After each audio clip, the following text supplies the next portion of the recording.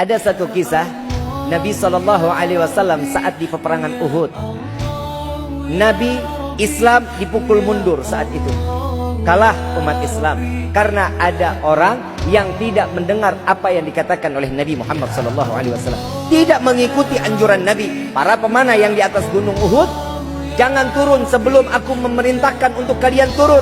Tapi melihat saking hiporianya, saking gembiranya, melihat pandangan umat Islam sudah pasti menang, mereka berbondong-bondong turun. Sisa cuma 8 orang yang ada di atas gunung.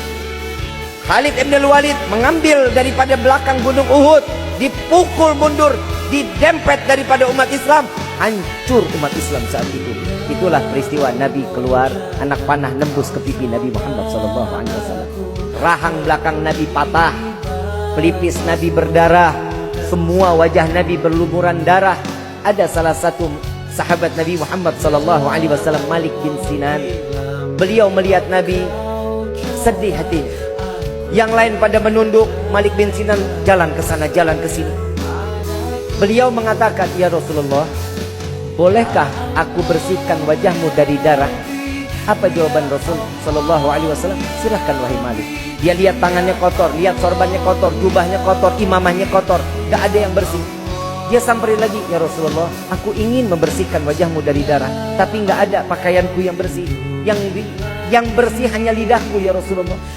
Bolehkah aku membersihkan dengan lidahku?" Rasulullah izinkan. Dijilat oleh Malik bin Sinan, dibersihkan wajah Nabi dari darahnya, dikumpulkan darah tersebut di mulut Malik bin Sinan. Lalu Nabi SAW mengatakan, "Buang wahai Malik." Perintah Nabi adalah perintah Allah. Ingat ya, perintah Nabi adalah perintah. Tatkala Malik bin Sinan dikatakan buang wahai Malik, Malik bin Sinan tidak lagi mendengar perkataan Nabi, lalu ditelan. Beliau mengatakan, "Wallahi la tamujjah ya Rasulullah." Tidak akan aku buang ya Rasulullah.